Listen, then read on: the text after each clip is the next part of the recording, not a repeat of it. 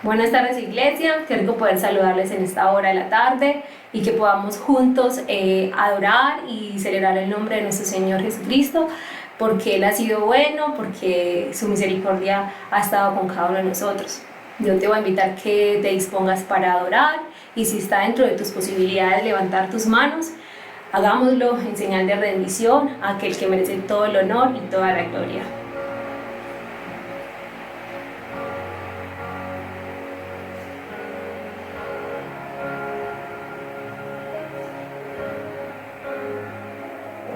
Jesucristo, reinas con poder, soberano, victorioso Rey. Ni la muerte pudo detener tu poder para vencer. Dios de lo imposible, te adoramos, eres invencible, soberano, tuya es toda la gloria y tuyo es todo el honor. Jesucristo, reinas con poder, soberano, victorioso Rey. Ni la muerte pudo detener tu poder para vencer. Dios de lo imposible, te adoramos, eres invencible, soberano, tuya es toda la gloria, tuyo es todo el honor, tuya es toda la gloria y tuyo es todo el honor.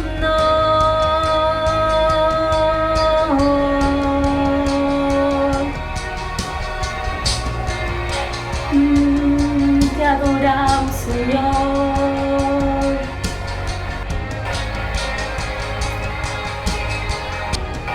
Vamos, levanta en este momento esta adoración como una oración en tu vida, declarando que Él es Dios de lo imposible. Dios de lo imposible, te adoramos, eres invencible, soberano, tuya es toda la gloria y tuyo es todo el honor. Dios de lo imposible, te adoramos, eres invencible, soberano, tuya es toda la gloria y tuyo es todo el honor.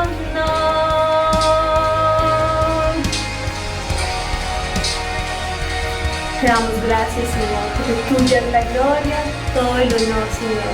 Hoy lo declaramos desde lo más profundo de nuestro corazón y creemos de que tú estás, Señor, haciendo posible, Señor, lo que es imposible para el hombre. Tú estás aquí bendiciendo cada uno de nuestros corazones. Amén. Señor, te damos gloria, te damos honor y te damos alabanza en esta hora de la noche, Señor. A través de estos cánticos, reconociendo tu fidelidad, tu hermosura, reconociendo que usted es el Dios de nuestra salvación, que en usted está nuestra esperanza y por eso nosotros no podemos callar, Señor. Por eso nosotros no podemos guardar silencio. Es una noche para adorarte y para exaltarte. Es una noche para venir delante de tu presencia, Señor. para buscar tu rostro, Dios de los cielos, pero también es una noche anhelando, Señor, escuchar tu palabra, porque tu palabra, Señor, es lámpara a nuestros pies y lumbrera nuestro camino. Tu palabra, Señor, nos vivifica. Gracias por la oportunidad que nos das de estar en este espacio, Señor, adorándote, exaltándote. Gracias porque nos permites congregarnos, Señor, a través de estos medios. Tu pueblo, Señor, se congrega para bendecir tu nombre y para escuchar esas palabras de fe y de esperanza que provienen del trono de la gracia. Bendito sea tu nombre, Señor. A usted sea la gloria, la honra y toda la exaltación por los siglos de los siglos. Amén, Señor. Buenas noches, querida iglesia. Un abrazo para todos. Que la bendición del Señor esté en medio de sus vidas, de sus hogares. Qué bueno poder una vez más compartir con ustedes este espacio de palabras de fe y esperanza. Saludamos a aquellas personas que hoy están con nosotros, que se conectan a esta señal por primera o por segunda vez. Gracias. Una vez más, gracias por aceptar la invitación del Señor, siempre lo digo. Gracias porque Dios te trajo con un propósito y tú has sido sensible a la voz del Señor. Queremos que usted nos deje sus datos ahí en el canal de YouTube. Hay un enlace en el chat donde usted va a poder dejarnos sus datos personales y queremos acompañarle, queremos orar por sus peticiones, queremos que usted vea que hay una iglesia que está interesada en ayudarle, en acompañarle y en estar orando por sus vidas. Bien, querida iglesia, esta noche, en este espacio de palabras de fe y esperanza, quiero hablar de un tema que es muy importante, que es un tema muy relevante en estos tiempos. Y he titulado esta reflexión o esta enseñanza en esta hora, el temor que promueve la perfección de la santidad del creyente. El temor que promueve la perfección de la santidad del creyente. En 2 de Corintios, capítulo 6, versículos 14 al 18. Quiero que vaya conmigo allá a 2 de Corintios, capítulo 6, versículos 14 al 18. Dice lo siguiente la palabra del Señor. El apóstol Pablo escribe a la iglesia de Corintios y él dice lo siguiente. No os unáis en yugo desigual con los incrédulos, porque ¿qué compañerismo tiene la justicia con la injusticia? ¿Y qué comunión la luz con las tinieblas? ¿Y qué concordia Cristo con Belial? ¿O qué parte el creyente con el incrédulo? ¿Y qué acuerdo hay entre el templo de Dios y los ídolos? Porque vosotros sois el templo del Dios viviente, como dijo, habitaré y andaré entre ellos, y seré su Dios, y ellos serán mi pueblo, por lo cual salid de en medio de ellos, y apartaos, dice el Señor, y no toquéis lo inmundo, y yo os recibiré, y seré para vosotros por Padre, y vosotros me seréis hijos e hijas, dice el Señor Todopoderoso. Para nadie es un secreto que la iglesia se ha visto enfrentada a través de los tiempos a luchas fuertes, a aquel ataque, asedio del pecado, a luchas contra las falsas doctrinas, ataques que vienen directamente del enemigo que buscan dañar el pueblo de Dios. Y en estos versículos encontramos el deseo del apóstol Pablo, que la iglesia pueda vivir de una manera santa para Dios, que su caminar sea consecuente a la palabra de Dios, pero direccionado en todos los aspectos a adorar a Dios y a vivir en santidad. El apóstol viene hablando cosas muy interesantes. Y el apóstol lo que está queriendo es buscar encaminar a los corintios a que abran sus corazones. En este mismo capítulo, en el versículo 13 dice, pues para corresponder del mismo modo como a hijos hablo, ensanchaos también vosotros. Él busca que ellos reconozcan, abran su corazón, entiendan lo que están enfrentando. Quiere instruirles a que no tengan unión en yugo desigual con los incrédulos. Es decir, que no se contaminen con doctrinas dañinas, que no se contaminen con lo que el sistema pone delante de ellos, sistema religioso, cultural, sociopolítico, cuántas cosas usted y yo estamos viendo hoy en día que quieren contaminar y quieren dañar nuestra relación con Dios. El llamado de nosotros como cristianos hoy, al igual que el llamado para la iglesia en ese entonces, a través del apóstol Pablo, es que usted y yo vivamos de una manera contraria a lo que el mundo nos está ofreciendo. Miremos en esta noche varias cosas interesantes que el apóstol Pablo nos plantea en estos versículos. Lo primero que quiero tratar esta noche es el llamado a los santos. El versículo 14 en la parte A dice: no os unáis en yugo desigual con los incrédulos. El contexto de esto se da en la separación de los cristianos con la religión pagana de ese entonces. Hay una religiosidad pagana, y esa religiosidad, muchos practicaban esto, donde se prostituían, donde iban a templos, donde se rendían culto a deidades, donde había prostitución, una cantidad de cosas. Y él está diciendo: no os unáis en yugo desigual.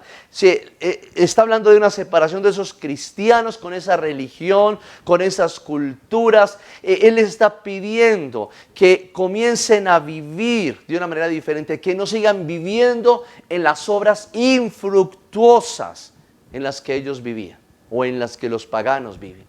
No hay fruto en esto, no hay fruto en el pecado, no hay fruto en el desenfreno que hay en el mundo, no hay ningún fruto bueno. Sí, va a encontrar un resultado, podemos hablar de un fruto, pero dañino, nocivo, venenoso para nuestra alma, donde usted y yo estamos jugando con nuestra salvación.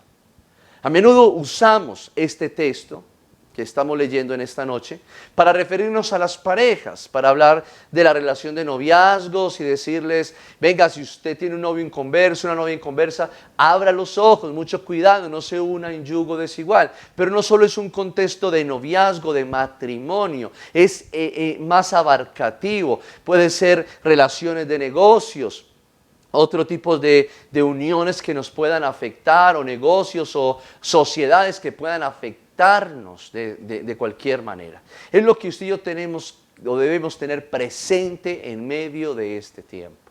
En el corazón del apóstol Pablo había un celo porque la iglesia viviese en santidad para Dios. Hoy en día ese celo debe mantenerse porque el Dios del cielo no ha cambiado. Y Él demanda santidad, y Él pide que nosotros seamos santos. ¿Por qué? Así como Él es santo, porque Él es santo, Él está pidiendo santidad de su pueblo. Entonces, nuestro Dios no ha cambiado, entonces la palabra no va a cambiar, nunca va a cambiar, y el contexto sigue siendo el mismo en cuanto a la palabra que el apóstol Pablo nos mencionó en ese tiempo, se aplica para nosotros hoy. Ahora, hay una segunda cosa, un segundo punto. Después de hablar del llamado a los santos, de esa necesidad que tenemos nosotros de entender, de que debemos vivir, ¿cierto?, separados de aquellas cosas que nos contaminan. Yo quiero que usted piense en esta noche, ¿qué cosas te están contaminando? ¿Qué cosas están permeando tu vida, dañando tu relación con el Señor? ¿Qué cosas pueden perjudicarte a nivel espiritual? Piensa en esto, porque a veces nosotros no lo medimos y a veces nosotros aceptamos una cantidad de cosas que vienen de afuera, pero que no están en el contexto de las Escrituras, que no van acorde a la palabra del Señor, y de buenas a primeras las vamos aceptando en nuestro corazón y las vamos haciendo parte de nuestra vida, y es lo que Dios está diciendo que no hagamos. Usted y yo no podemos unirnos en esa clase de yugos. Cuando habla de yugo, recuerde que el yugo es esa figura que se usa de los bueyes que aran la tierra, ¿cierto? Y es lo que tomaba la cabeza o el cuello del buey, ¿cierto? Y lo unía a otro buey, y esto iba pegado con una herramienta. Cuando los bueyes avanzaban, entonces la tierra era arada, se abrían los surcos donde las semillas iban a ser arrojadas para que el cultivo pudiera tener un buen fruto. Y siempre utilizaban dos bueyes, y por lo general hablaban de un buey brioso, joven, pero lo ponían al lado de un buey que era ya más manso, ya más maduro, y que sabía todo el trabajo que tenía que hacer. Era era un buey que estaba adiestrado para esa función.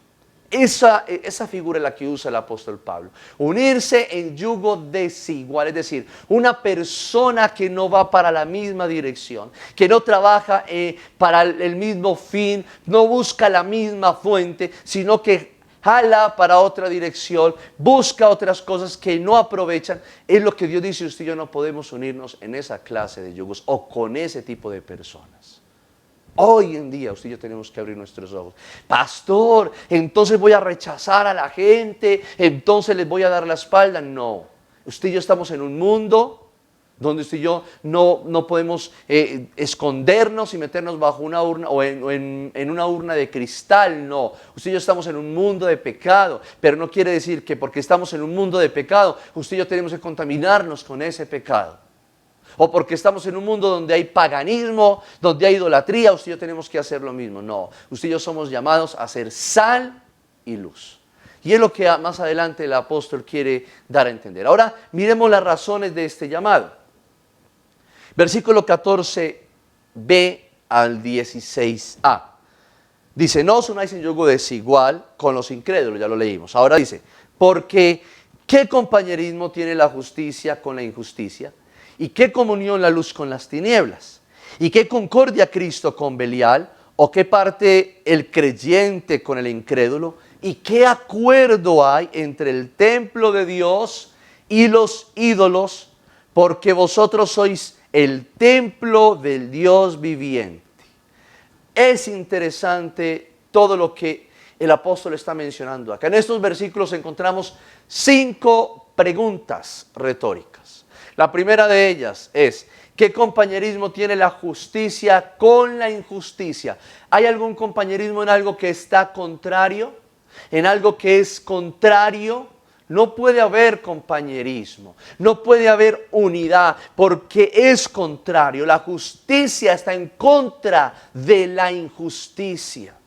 Nosotros estamos para evidenciar, tú y yo como creyentes, estamos para evidenciar que el mundo que nos está rodeando no tiene la razón. Y a veces cuando el cristiano va y entonces se une en yugo desigual, va y se contamina con lo que la gente del mundo hace, va y prueba esas cosas, incursiona en esas cosas, aprueba un tipo de conductas reprochables. ¿Sabe qué es lo que está diciendo ese cristiano? ¿Sabe cuál es el mensaje que está dando? Que está de acuerdo con el mundo, que está de acuerdo con lo que la gente está haciendo afuera. Entonces, usted y yo como cristianos, que somos llamados a vivir la palabra de Dios, usted y yo tenemos que vivir de una manera contraria al mundo. No a lo que el mundo dicta, a lo que hace, sino contraria a lo que dicta y pide ¿quién? La palabra del Señor. En 2 de Corintios capítulo 5, hay un capítulo anterior, versículo 1 dice: porque sabemos que si nuestra morada terrestre, este tabernáculo, se deshiciere, tenemos en Dios un edificio, una casa no hecha de manos, eterna en los cielos. Por eso usted y yo tenemos que tener presente, no es lo que el mundo aprueba, es lo que Dios determina, porque usted y yo no somos de este mundo. ¿Somos de dónde? De una patria celestial. Tenemos una morada celestial, ¿cierto? Estamos en Dios, por eso usted y yo no tenemos que hacer lo mismo que la gente hace. Ahí donde usted y yo tenemos que hablar de ese temor que debe promover la perfección de la santidad del creyente. Ahora, el apóstol Pablo en Efesios capítulo 5, versículos 6 al 14, él nos está mencionando, y se lo dejo como referencia, Efesios 5, del 6 al 14. El apóstol nos dice que en otro tiempo, ahí en esos versículos, no se lo voy a leer, pero se lo parafraseo, le digo unas frases. En otro tiempo éramos tinieblas, mas ahora somos ¿qué?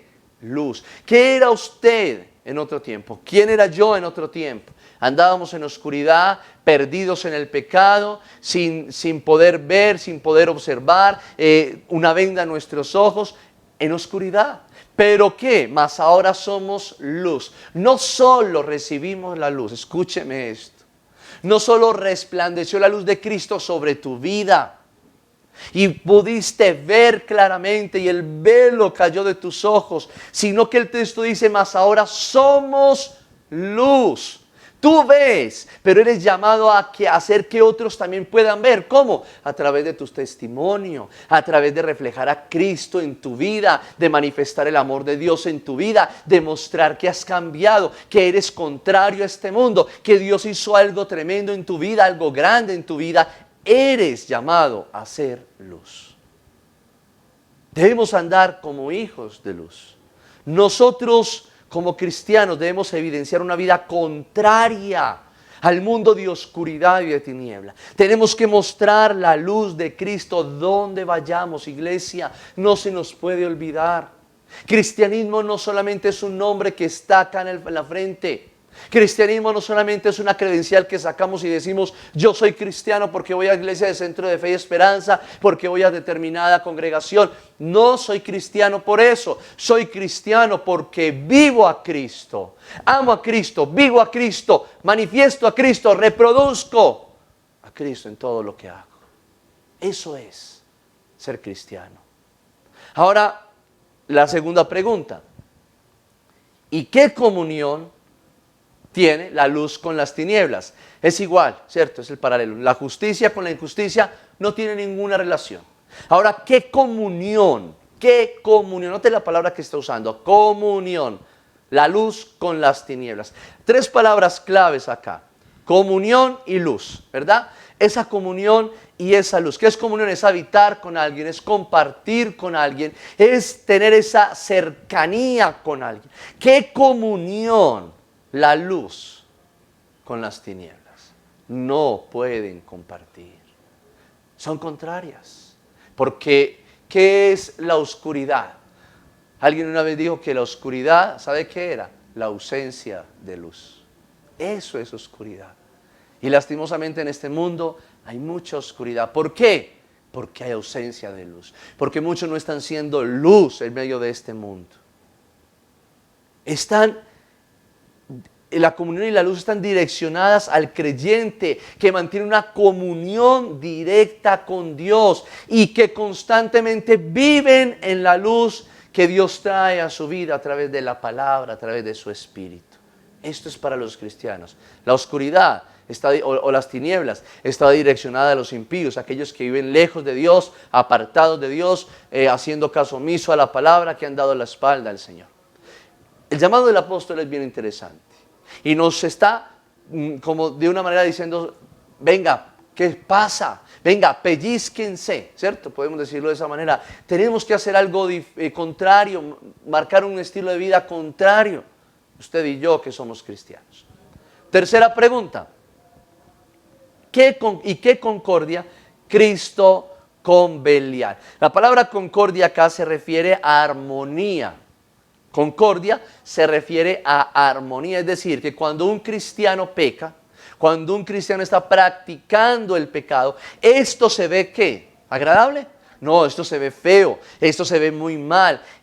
Cuando habla de concordia, hace alusión a una tonada, a una armonía. Y entonces cuando un cristiano peca, ¿cierto? No hay una concordia, no hay una armonía. Bueno, sí hay una armonía, ¿cierto? Pero es cuando usted y yo podemos escuchar los acordes de una canción o los acordes de diferentes instrumentos y que están tocando, están sonando en momentos diferentes cada uno, entran a destiempo, destemplados. ¿Hay una armonía? No, no hay una armonía. Hay una canción, hay un sonido que causa malestar, que es detestable. ¿Y qué concordia Cristo con Belial? Refiriéndose al pecado, refiriéndose a los ídolos paganos, refiriéndose al enemigo. No hay ninguna concordia de Cristo con Belial. Decimos que somos cristianos, ¿verdad? Y si decimos que somos cristianos, ¿a quién estamos proclamando?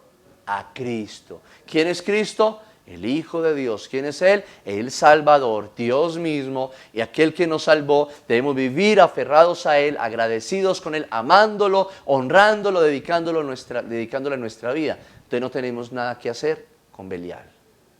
No tenemos nada que ir a hacer con el pecado. No tenemos nada que ir a hacer con Satanás. Es lo que el apóstol Pablo quiere que entendamos. Cuarta pregunta: ¿O qué parte el creyente con el incrédulo?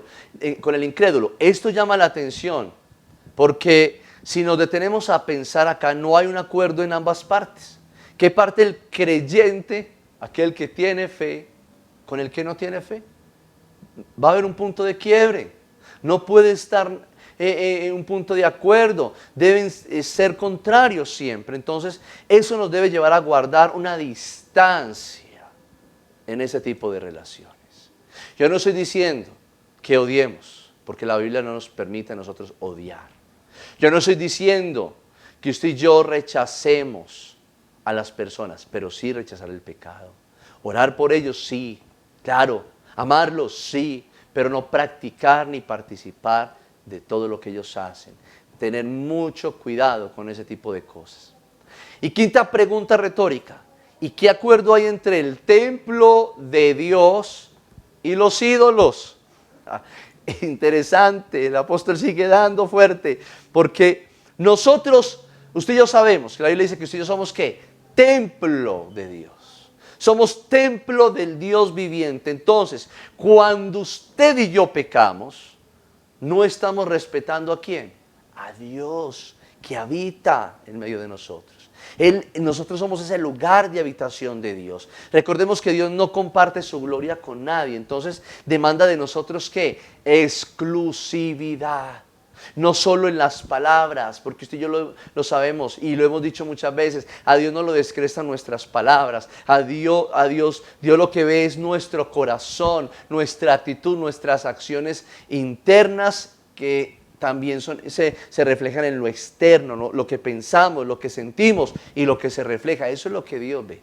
Entonces, somos templo del Espíritu Santo, somos templo de Dios. ¿Qué acuerdo hay entre el templo de Dios y los ídolos? Si Dios vive en nosotros, si Dios mora en nuestro corazón, usted y yo, ¿por qué estamos inclinados a la idolatría?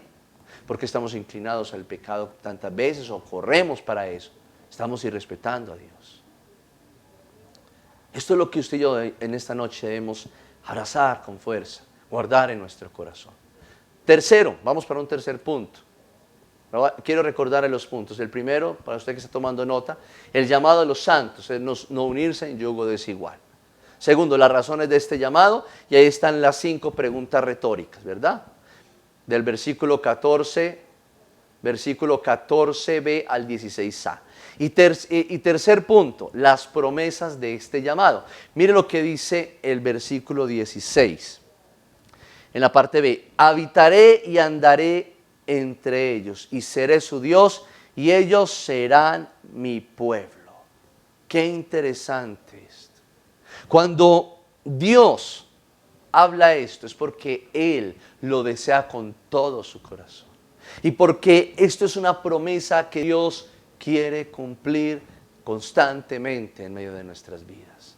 ¿Cuál es la promesa que Dios quiere cumplir? Habitar y andar entre nosotros y ser nuestro Dios y que nosotros seamos su pueblo. Eso es maravilloso, eso es muy lindo.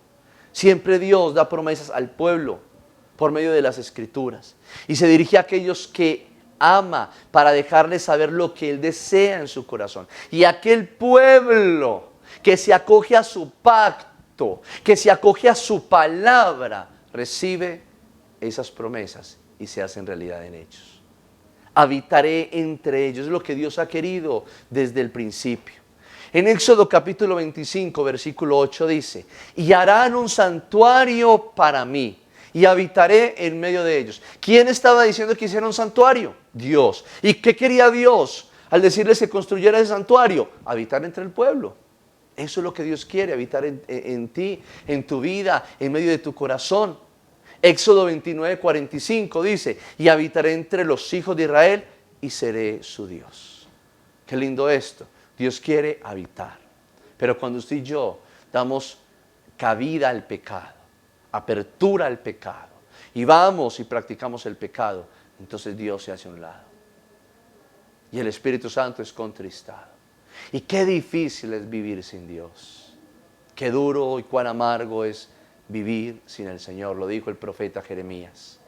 Esto es algo que usted y yo tenemos que abrazar, una palabra que tenemos que tomar. Dios quiere habitar entre nosotros. Segunda promesa que encontramos ahí. Y seré su Dios y ellos serán mi pueblo. Mire, esto no es una determinación del pastor Hernán, de Margarita, de Juan, de Mateo, de cualquier persona. No, es la determinación del Dios del cielo que está sentado en el trono. ¿Cuál es la determinación de Dios? Ser nuestro Dios y habitar entre nosotros. Y que nosotros seamos su pueblo. Es una determinación de Dios. Es un pacto que quiere hacer. Y ese pacto trae todas las bendiciones contenidas en la palabra del Señor. Esa es una realidad. Por eso usted y yo tenemos que vivir en santidad para Dios, separados de ese mundo de pecado, no uniéndonos en yugo desigual. Usted y yo viviendo una vida contraria a como el mundo hoy está marcando, porque usted y yo tenemos que permanecer en esa santidad. Usted y yo tenemos que estar cada día perfeccionándonos en la santidad. ¿A través de qué? Del temor a Dios. Porque ese es el medio. O sea, es a través del temor a Dios que usted y yo vamos a perfeccionarnos en la santidad. Cuando usted y yo no tenemos temor de Dios, no puede haber nada de esto. Quiero hablar de un cuarto punto. La eminente obediencia a este llamado. Mire lo que dice el versículo 17.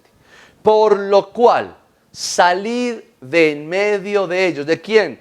De los incrédulos, de los paganos, de los fornicarios. Salid de en medio de ellos y apartaos, dice el Señor, y no toquéis lo inmundo, y yo os recibiré. La eminente obediencia a este llamado. ¿Qué es lo que nos pide el Señor? Que salgamos. Nosotros debemos salir del medio de ellos. Debemos atender la voz de Dios y entender que la santidad viene por un corazón que teme a Dios. Un corazón genuino y honesto para Él, viviendo para Él todo el tiempo. Y es lo que usted y yo debemos tener presente en esta noche. Nuestro corazón tiene que ser para Dios todo el tiempo, en todo momento, bajo cualquier circunstancia.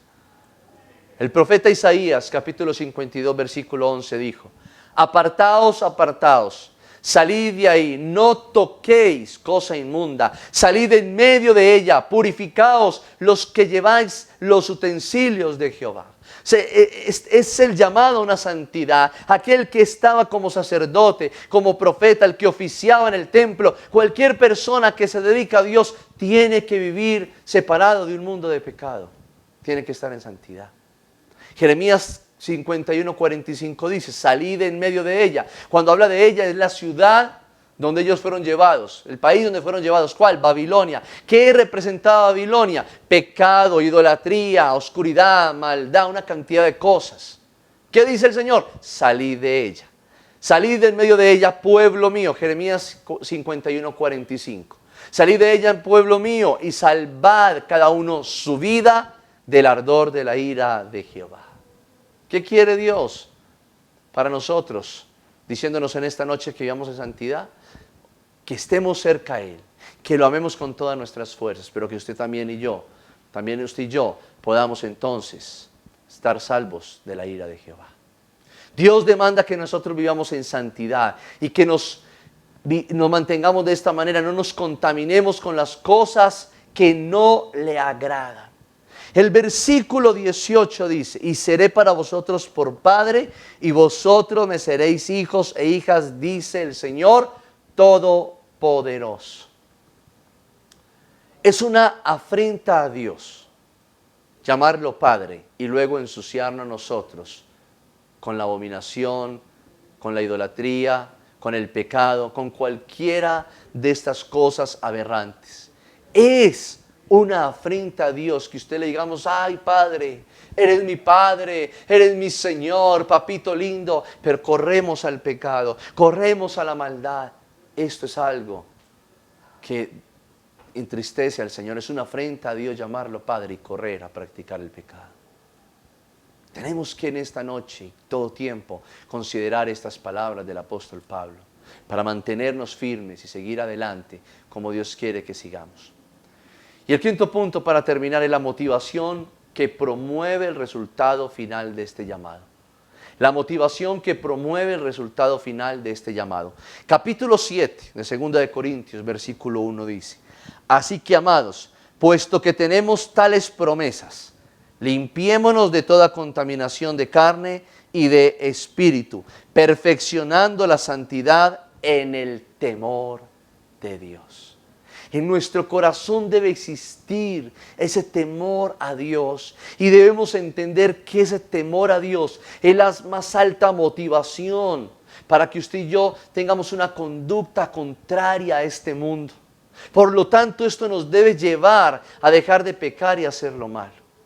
Debemos perfeccionar la santidad, mantenerla, sostenerla, y solo podemos lograr esto manteniendo una conciencia de lo que la palabra de Dios nos está demandando, manteniendo una constante relación con Dios, amándolo con todas nuestras fuerzas.